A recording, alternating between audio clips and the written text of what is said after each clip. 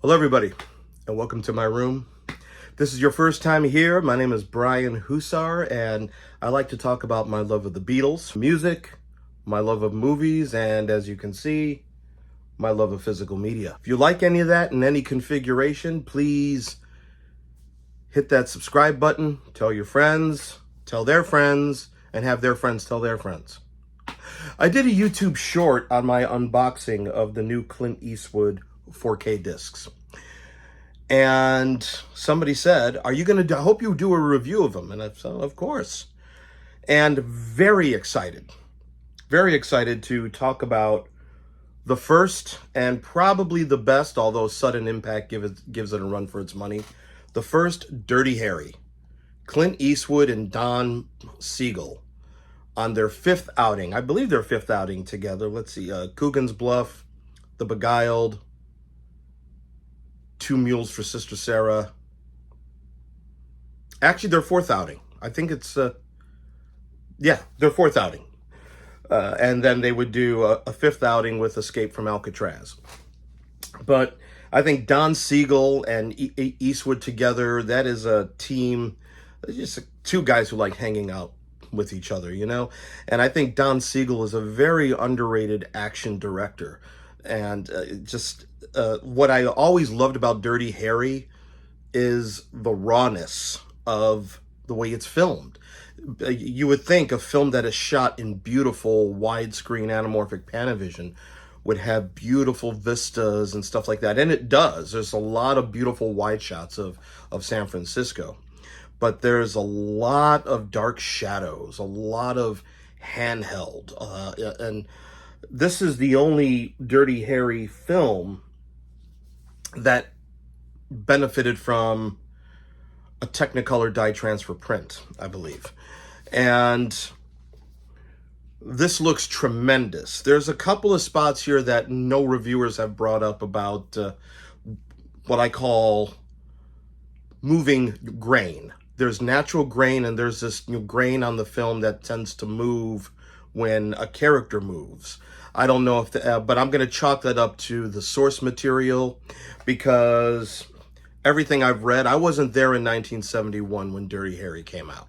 I've only seen it with my dad on VHS pan and scan, DVD, and Blu-ray. And when it first came out on Blu-ray in 2008, I believe, that and the Godfather trilogy were like two of the go-to discs at the time, two of the reference quality discs. And I was like, if that Blu-ray was reference quality for its day, how is this going to look? And it looks tremendous. It looks beautiful. I'm seeing details that I haven't seen before. And they didn't try and brighten up the scenes that are totally dark, which I think is great. How is the film?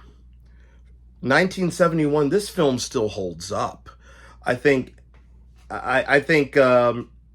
Scorpio is the best villain Dirty Harry ever had to face. Although Sudden Impact, he really takes a beating in Sudden Impact.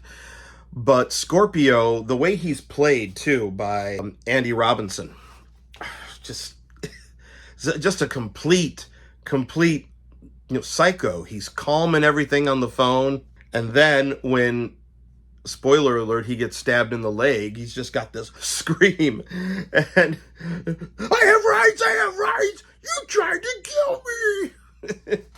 He really plays him to a T.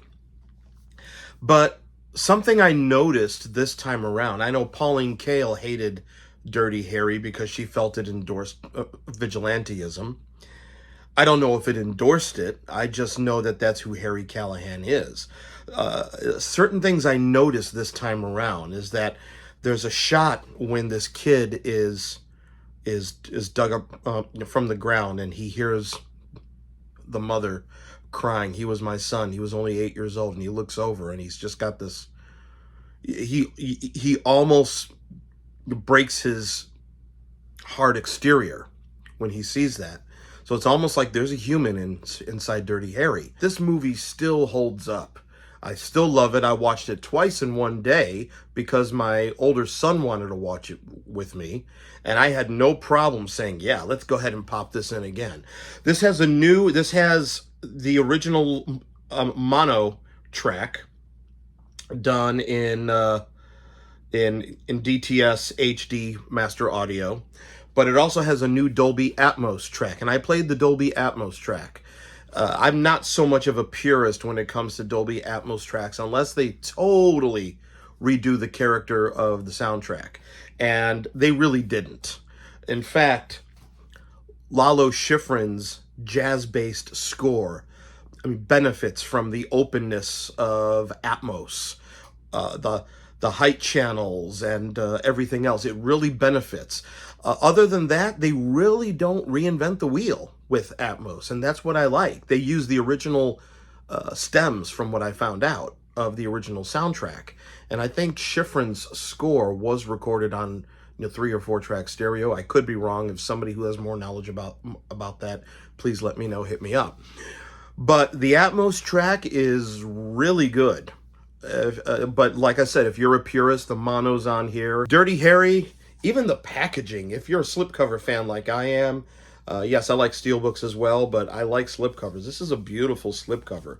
Very tastefully done. Yes, it's not the original movie poster, which I think a lot of us would prefer, but this is still a nice shot of Clint as Dirty Harry, and, can't beat this. You need to pick this up if you haven't. Go to Groove, which is a website that Warner Brothers and Universal has for their discs. Order it off Groove, and they just announced Lethal Weapon, and I can't wait for that. So drop me a line on what you think about this, and I'll talk to you soon.